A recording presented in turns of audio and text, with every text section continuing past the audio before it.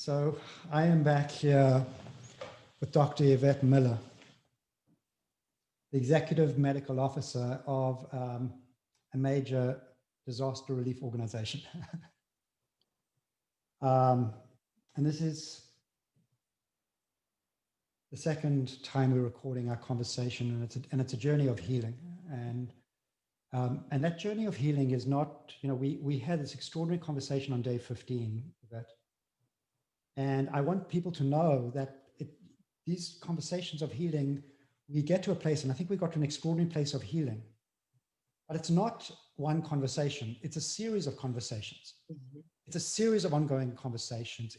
There's more healing to be done. And, we've had email exchanges, which have been absolutely very tender and very loving, between now and where we are. And that's been part of our healing. So mm-hmm. I just wanted to call into, we've just done, by the way, we start, before we record this, Dr. Yvette Miller, or should I say Yvette? Yvette, yes. Okay. How about I say Yvette, because you always end off your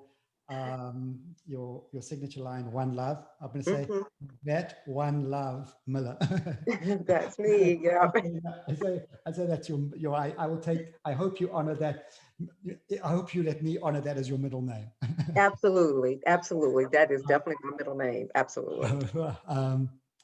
So, we've been in this incredible, rich conversation, and Yvette was a very important part of our Awakening Conscious Leadership Deep Dive, our 3-day journey, and so has been through this program with a deep immersion. So we've actually had that, happen between the calls, and your participation, Yvette, was so incredibly meaningful and enriching to the group.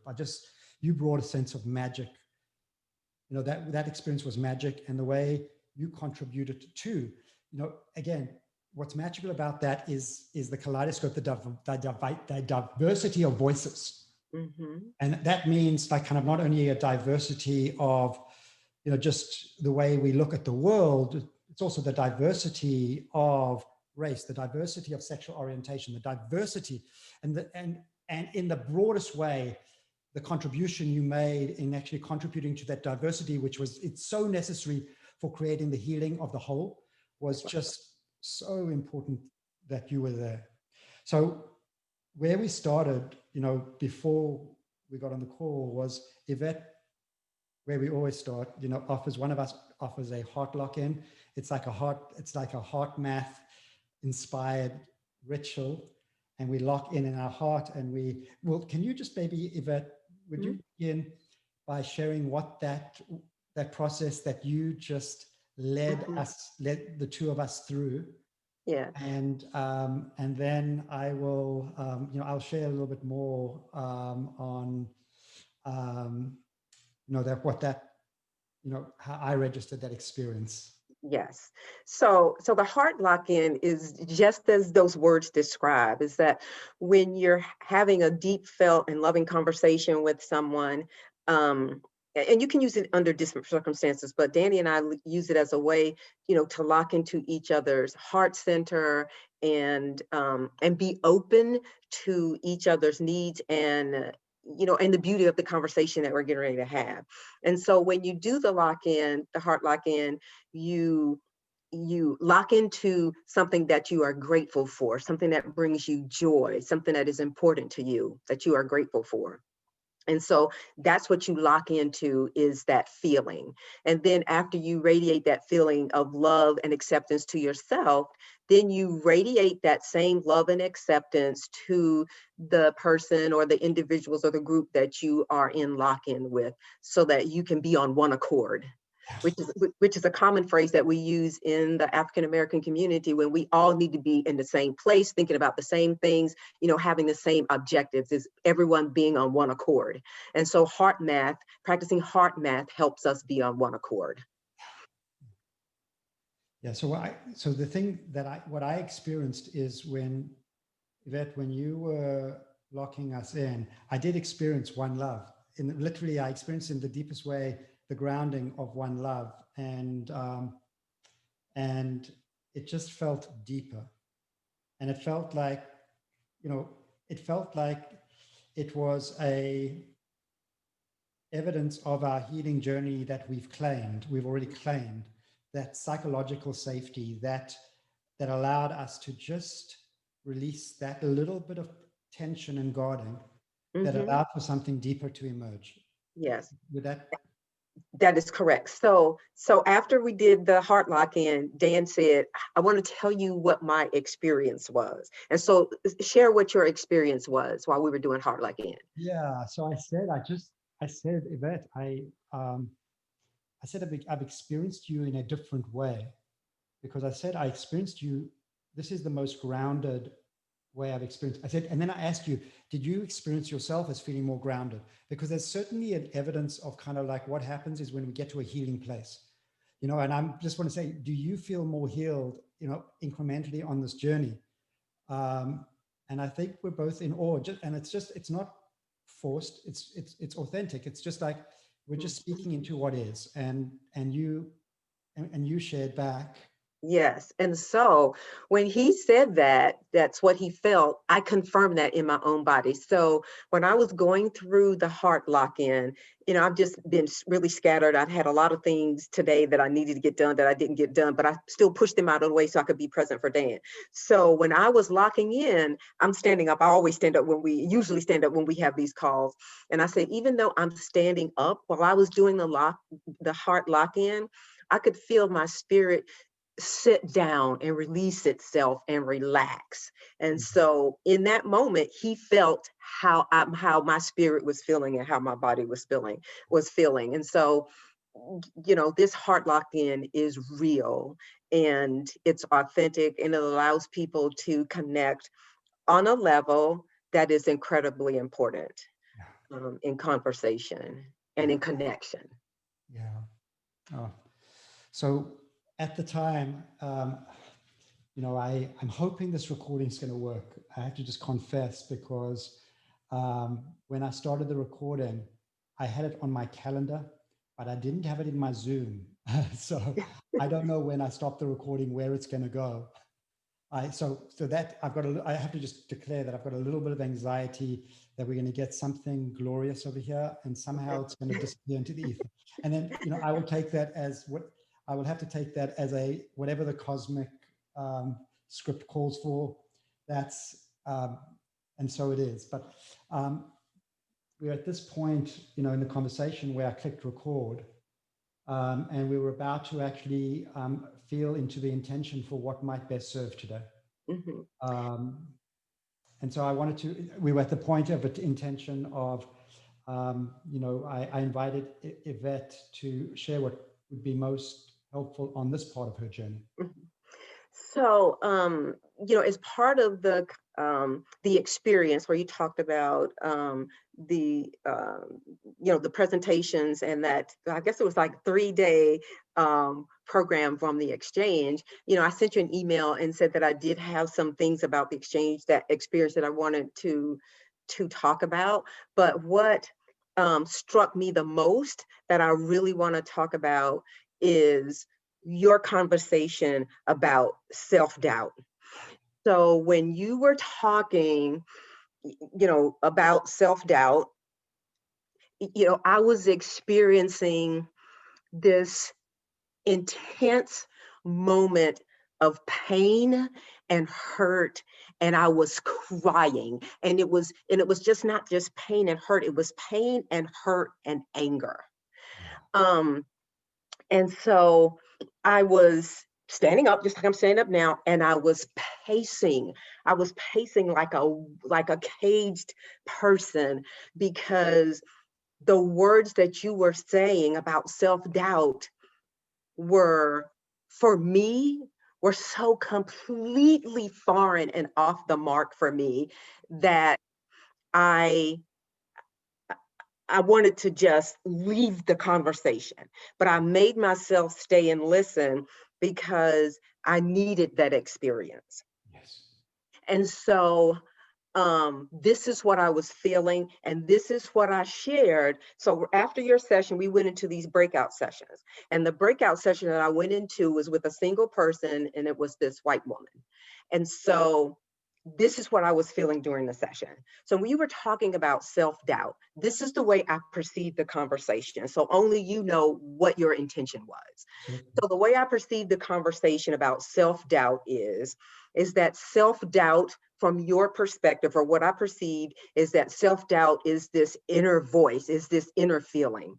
But for me, as a Black woman and a member of the, of the Black community and of the African American community and of a marginalized community, I was so pissed off and so angry because that voice of self-doubt that Black people have and that people from communities of color have is the voice of white people that is given to us from the day that we are born. That you are not enough, that you don't deserve the best in life, that the structure of this country, of the United States, was built for the progress of white people, was built on the oppression of Black and brown bodies, and that self-doubt is not our voice. The self-doubt is the voice of you all telling us we are not worthy. Wow, wow. Just can we, I just need to kind of absorb that for just and that is let's just sit with that. Oh my God.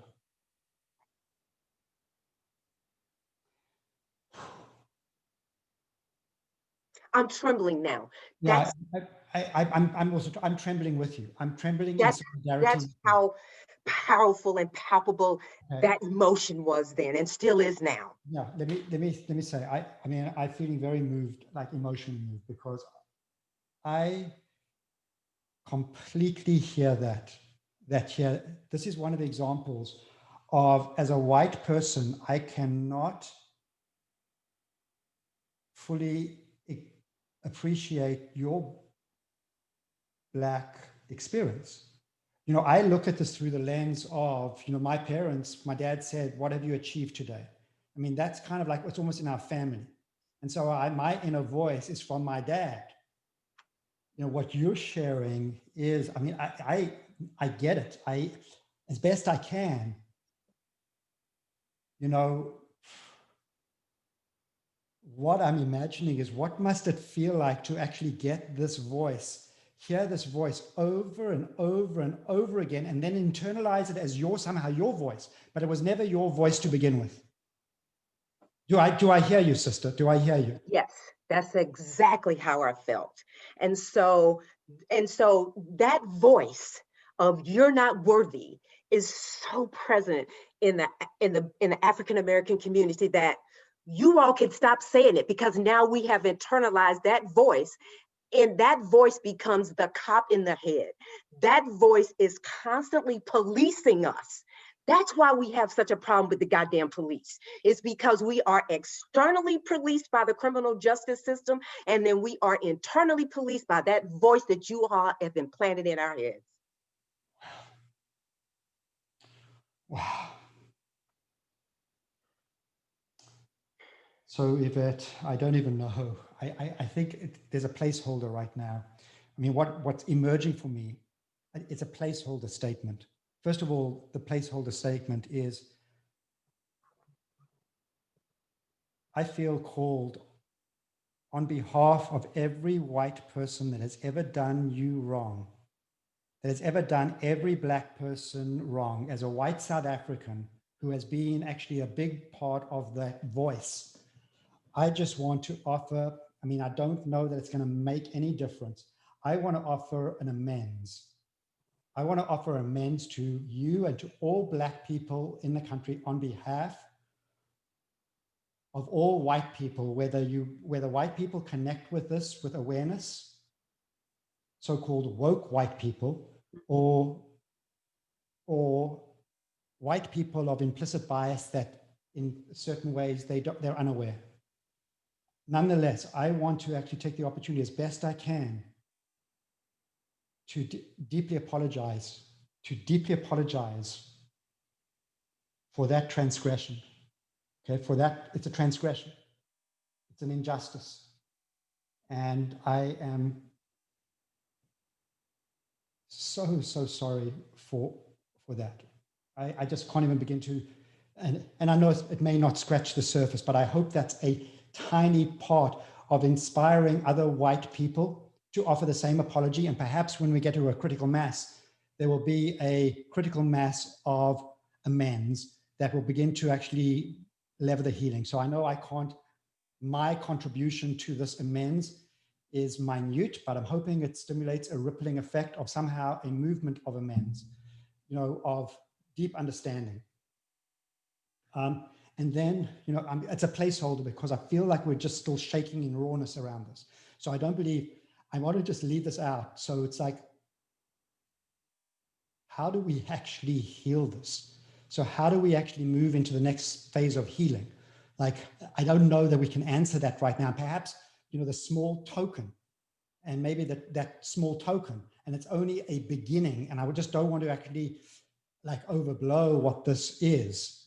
It's a token initial move towards the healing.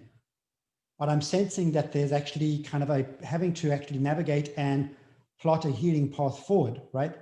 Yes. That I certainly am not qualified to offer, but in partnership with you, I believe we can co-create some kind of a template for healing. And maybe that's our next subsequent conversations. That is. And so, it's so the way I describe this to people is when you have, a broken relationship, and the relationship between, the self-described dominant culture and white people in this country are the holder of the resources. So that conversation, that relationship between the dominant culture that's holding the resources and the people that are in need of the resources, it's like a marriage, a relationship. And in order for that relationship to be repaired, there has to be honesty, and there has to be an asking of forgiveness for what I have subjected you to for 400 years.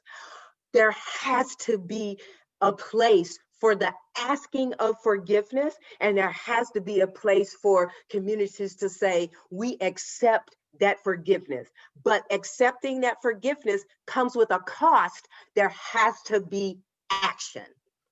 So the only action you want to offer is saying, I'm sorry, and then moving forward in the same way that you have. That's not asking forgiveness. When you ask forgiveness, you are bearing your soul and saying, I want this forgiveness so I can do better going forward. So I can open up, the resources, the world, the feelings, the emotions that I know I need to have to accept you and help you be whole again. Yeah. Amen. Can we just pause over here? Because I feel that we need to kind of do these pauses, because I'm very ambivalent doing this right now. But I feel kind of called to do this. I want to just do this and just look at the way the light is. So Yvette has just shared something profound. This is our active learning cycle. I just want to cause a pause for reflection in the moment. That is just going to, with the attitude of ownership, actually the attitude of ownership, openness, kindness, curiosity, and being very present to this, to being on purpose. It's what's going to heal systemic racism. That's the purpose of this. And then move into what is our inspired action? What is your call to action? So I just want to give, Yvette, let me provide, just everybody, can we sit just in 2 minutes of silence? Yes. And have people reflect on that, just give them an opportunity to hear all of that and digest that. Sit in silence for a bit.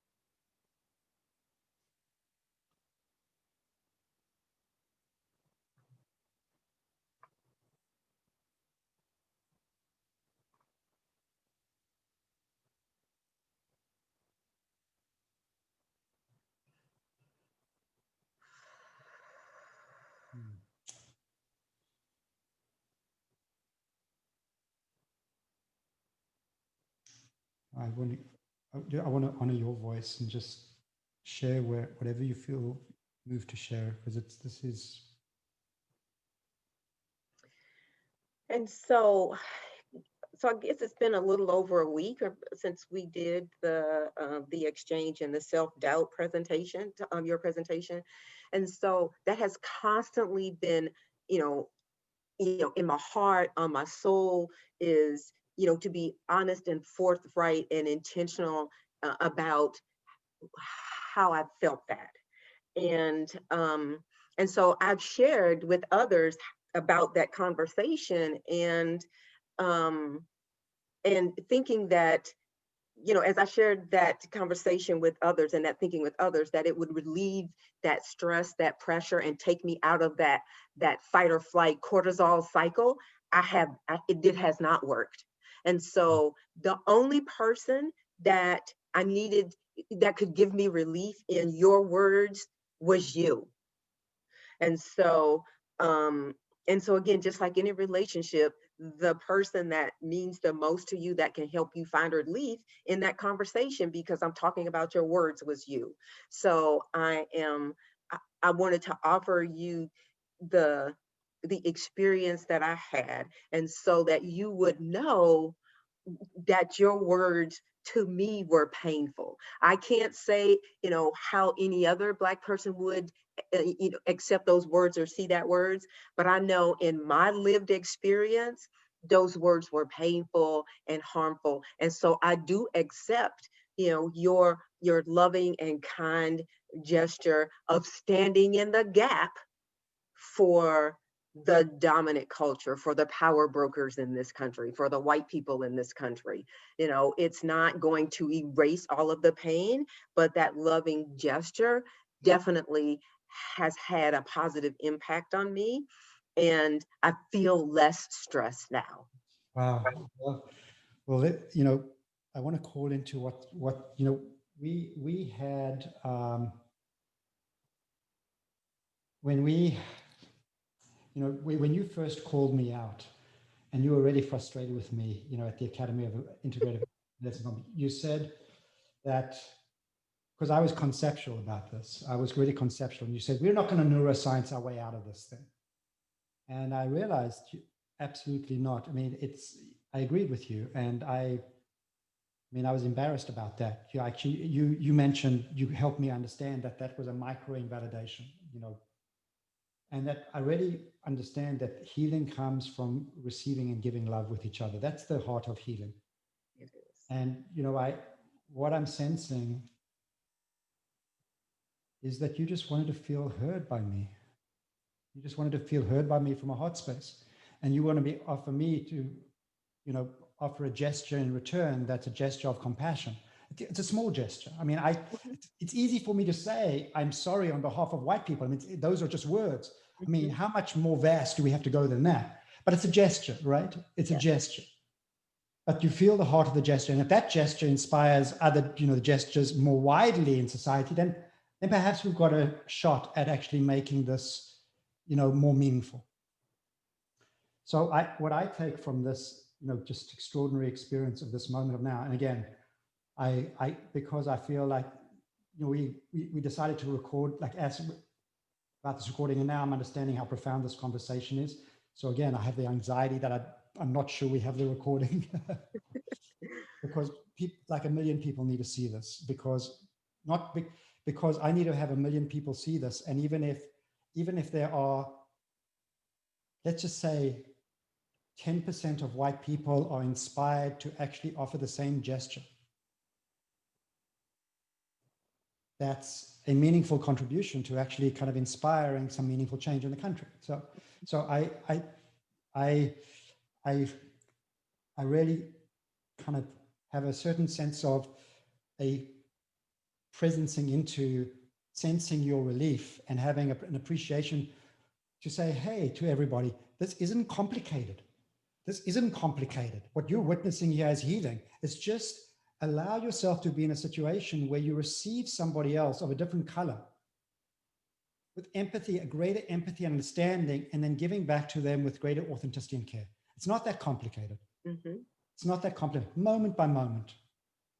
So I do want to, and I wrote the woman. Remember, we went out to the breakout session. It was just me and this one woman, and so I did, write down her name in my book. But the same conversation that I just had with you, I had with her, and when I finished, she said, "Thank you." Thank you for sharing that with me. She says, I don't even know that many Black people or have that kind of interaction with Black people. And she said, what you just shared with me, I would never have had that experience if it was not for you right now. Yes, and I had no idea. Like, the same way, this is why the gift of this education, the gift of these conversations, what you are doing to educate, hopefully thousands, hundreds of thousands, and millions of white people. I did not know this. Like my concept of self-doubt, that concept of self-doubt, like the moment I heard it, it comes across as a revelation. It comes across as a revelation. Mm-hmm. And I want to step into that revelation, and I want to understand, what do we do now? And so I want to create a placeholder for our future conversations. And let me just say again, because you come to everything, you always bring that energy and that power and that piece of Daniel Freeland to every conversation. And so I understood where you were coming from with that excitement in your voice like that. But what I felt was an assault with that. Where you came with those words to me, I felt assaulted by that energy. I didn't feel energized and loved by it. I felt assaulted by it. Yes, yes, yes. Yeah, yeah. Well, there's a whole nother layer that you helped me understand about self-doubt. And it's a layer of the internalization. That there are extremes where the self-doubt we carry. And I think it's, I don't want to it's not the time to generalize, but, people that grow up in violence, I mean, maybe other people that actually literally grow up in violent circumstances, whatever that may be, with other forms of discrimination or incredible abuse for years and years and years, I imagine they might feel the same way too. Would you imagine that too? Yes, absolutely. And so let's just take this conversation, just a little bit further. So, I mentioned, that I was trying to calm myself down, but I just stayed in that cortisol cycle. And so, I mean, this, that and I talked about this in my presentation at AIHM, that the experience of discrimination, bias, microaggressions, or whatever we want to call microaggression and unintentional bias, the result is still the same to the receiver. So we can give it all kinds of names to try to to make it less offensive. I didn't mean to, it was an unintentional insult. The result is still the same to the receiver. And so, you know, I, people from communities of color spend a majority of our lives in that cortisol cycle, in that fight or flight. And the result of that is why we have so many chronic conditions. The hypertension, the heart disease, is because our body is constantly in that fight or flight mode. Even though we may have this calm exterior, that cortisol and that adrenaline is still always running. And it's difficult to find a place of self-care to get to that resilient zone to come down from that fight or flight response. Yeah. And so that living a life with the consequences of that historical trauma and that PTSD, that's what's killing us. Right. That's why, with COVID-19 has uncovered what the African-American and communities of color have always known, that we have always gotten substandard everything, not substandard care, substandard housing, substandard access to economic success, substandard education, everything that we have,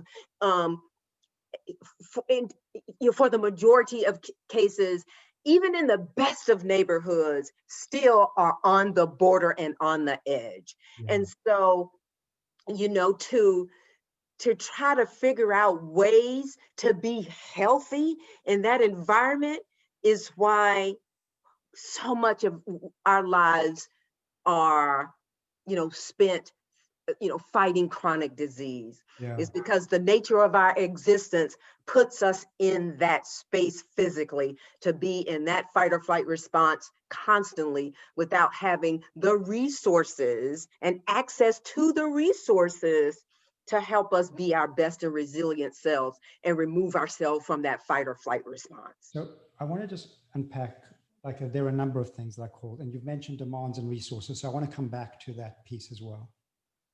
So I want to, do you remember when you said to me that I want to stand in solidarity with you because you have access to a platform? You have Yes. access to a platform. And I, says, we need to have this discussion because the access to the platform you have is the access to a broader discussion of people that need to hear this. Is that fair to say? Absolutely. That's fair to say. Yes. Okay. So what I want to speak to now, what I want to look at is I want to look at you, other people that have platforms. And I want to speak to the leaders and teachers, even doing this good work of healing, growth, and facilitating flourishing wellness in the world. So I want to speak to you, the leaders that are invested, whether you're a coach, consultant, workshop leader, whether you're a political leader, whatever leadership, whenever you're in a position to do good and you actually think you're doing good, even if you're that person and you really are feeling congruent and you've got powerful work, you've got powerful frameworks and work that actually for the majority works. So I know when I do this piece on self-doubt, for the majority, that's healing work. Mm-hmm. So it's very tempting when you have a framework that works for the majority, that the temptation over here would be for me to say, well, why Yvette is wrong for having the experience, because somehow the framework dominates. And I just want to kind of call that out. Whatever frameworks you're working with, life is the curriculum. Life is more important than any framework over here. So let the rawness and the real world experience of the education, what Yvette is gifting me over here, is I need to think about a whole new way I'm going to have this discussion about self-doubt in a way that gives Yvette access to healing around that. It's not about, it means that something has to die in my framework for something new to be reborn. And so I'm calling out all of you who feel like you're doing good in the world to really ask the question more deeply. Ask the question more deeply.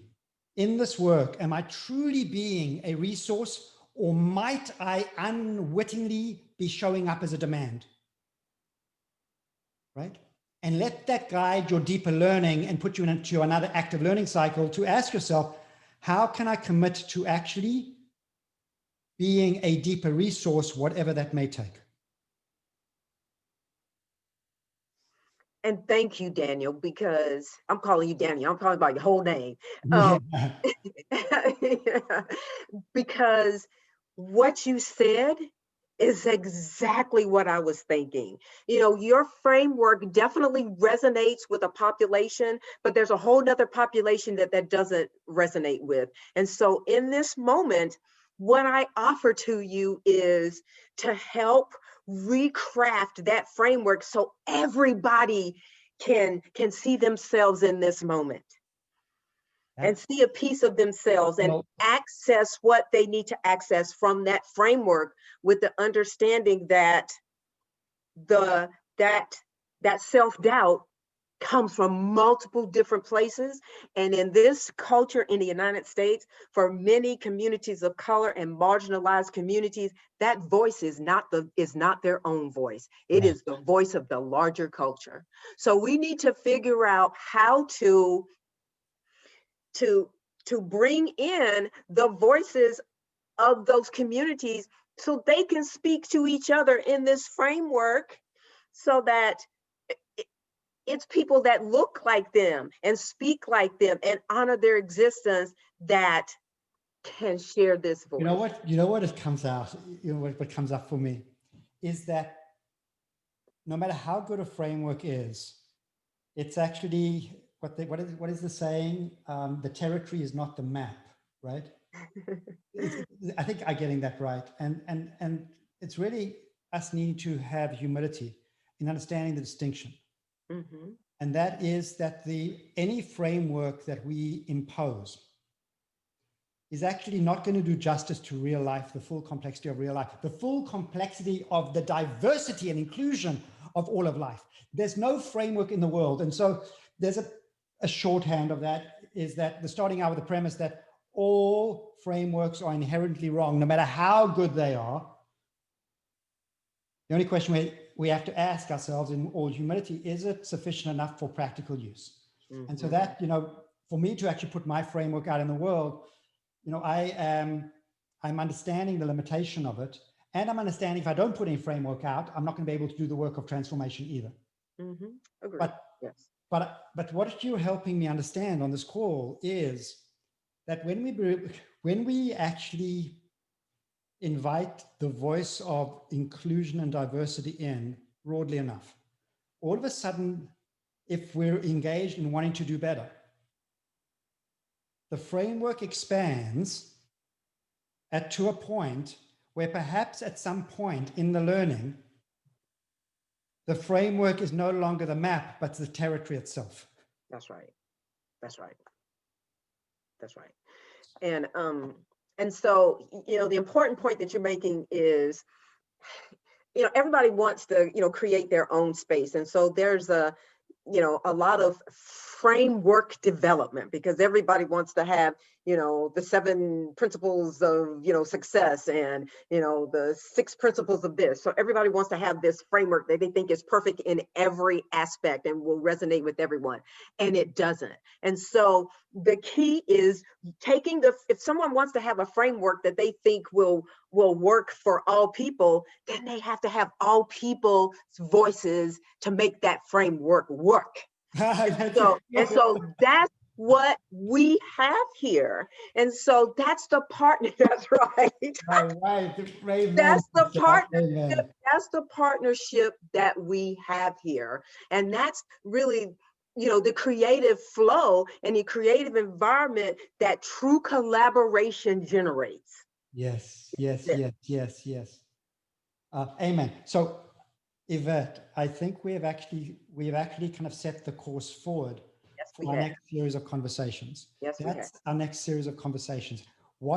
How do we actually approach this? So I'm going to digest on that, but I'm going to listen to you carefully, sister. I'm going to listen to you very carefully for what you feel would be most helpful to you. So I'm going to ask you to reflect on, please share with us. I don't want to make any assumptions. I'm going to listen to you for guidance in what would be most helpful for you. And I'm sensing the first step of this was needing to actually speak it out with me and feel heard by me. That was the first part of this, but there are other pieces around that. So as we wrap up, I want to just invite, last time I did the closing words, they didn't get to hear your opening words. And I just want to let you close the session, this conversation, in any way that feels, I want to let you have the last words. And I think my last words will be just to say, I love you. But whatever you feel called to actually say between now and whenever we click end meeting. Yeah. So, I'm going to end with a short heart math, but, this session, this speaking with you, again, has freed a part of me, from that pain that I have been experiencing, since experienced that conversation during the, your presentation on the exchange.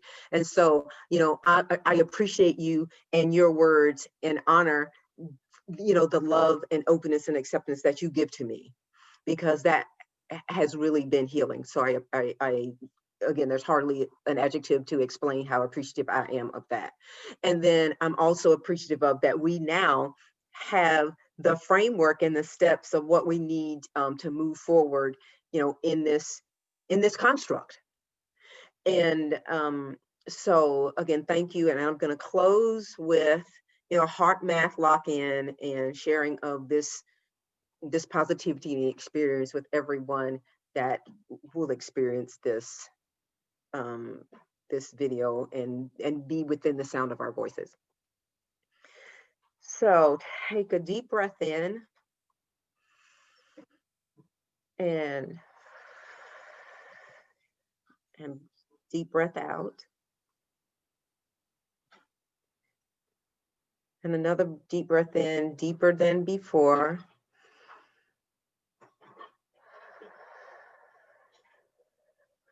And completely exhale.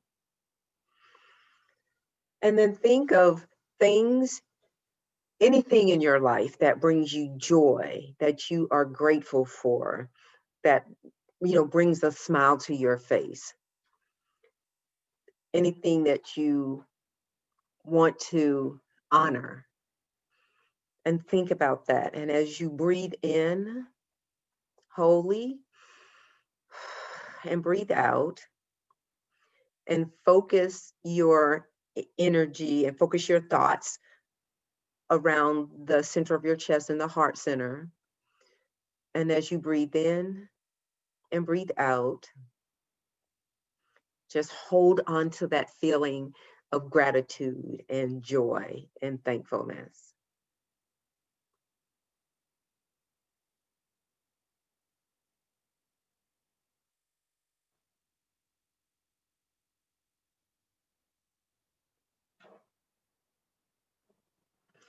And in the same way that you let that joy just flow through your body, open up that joyfulness and that gratefulness and offer it to everyone on this call, to your family and friends, and to people whose lives you want to have an impact upon, and radiate that same joy and love to your sphere of influence.